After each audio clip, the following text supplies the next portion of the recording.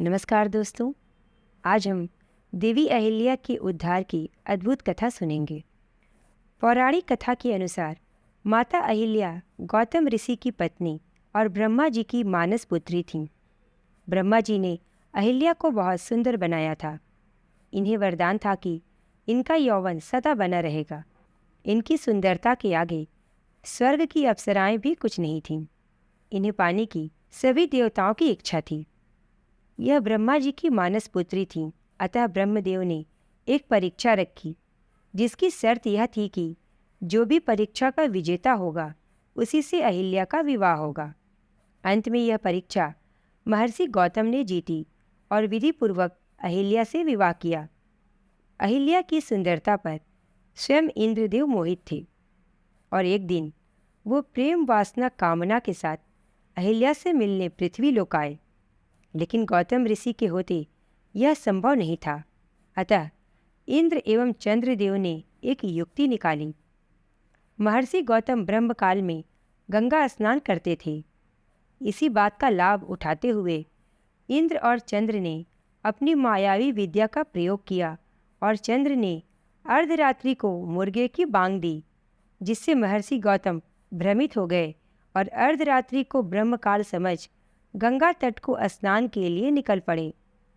महर्षि के जाते ही इंद्र ने महर्षि गौतम का वेश धारण कर कुटिया में प्रवेश किया और चंद्र ने बाहर रहकर कुटिया की पहरेदारी की। दूसरी तरफ जब गौतम ऋषि गंगा घाट पहुँचे तब उन्हें कुछ अलग सा आभास हुआ और उन्हें समय को लेकर संदेह हुआ। तब गंगा मैया ने प्रकट होकर गौतम ऋषि को बताया कि यह इंद्र का रचा हुआ माया जाल है।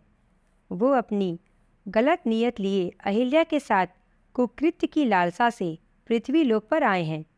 यह सुनते ही गौतम ऋषि क्रोध से भर गए और तेजी से कुटिया की तरफ लौटे। उन्होंने चंद्र को पहरेदारी करते देखा तो उसे श्राप दिया, उन पर हमेशा राहु की कुदृष्टि रहेगी, और उन पर अपना कमंडल मारा। तब से ही चंद्र पर दाग है। उधर इंद्र को भी महर्षि के वापस आने का आभास हो गया और वो भागने लगे। गौतम ऋषि ने उन्हें भी श्राप दिया और उन्हें नपुंसक होने एवं अखंड भाग होने का श्राप दिया। साथ ही यह भी कहा कि कभी इंद्र को सम्मान की नज़रों से नहीं देखा जाएगा और ना ही उनकी पूजा होगी। जब इंद्र भागने के लिए अपने मूल रूप में आए तब अहिल्या को सत्य ज्ञात हुआ, लेकिन अनहोनी हो चुकी थी, जिसमें अहिल्या की गलती न थी। उनके साथ तो बहुत बड़ा छल हुआ था। लेकिन महर्षि गौतम अत्यंत क्रोधित थे और उन्होंने अहिल्या को अनंत समय के लिए एक शिला में बदल जाने का श्राप दे दिया। जब महर्षि का क्रोध शांत हुआ तब उन्हें एहसास हुआ कि इन सब में अहिल्या की गलती नहीं थी, परंतु वह अपना श्राप वापस नहीं ले सकते थे। अपने इस श्राप से महर्षि गौतम भी बहुत दुखी थे।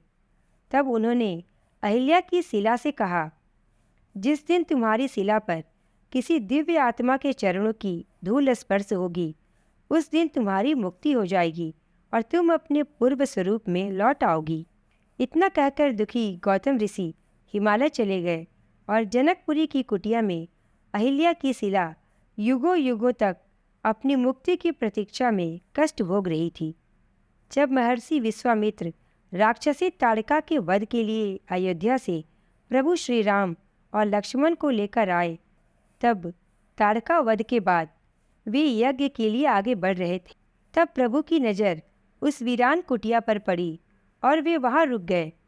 उन्होंने महर्षि विश्वामित्र से पूछा, हे गुरुवर, यह कुटिया किसकी है जहाँ इतनी वीरानी है?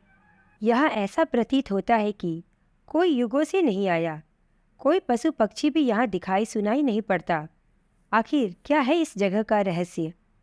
तब महर्षि विश्वामित्र ने कहा, राम, यह कुटिया तुम्हारे लिए ही प्रतीक्षा कर रही है।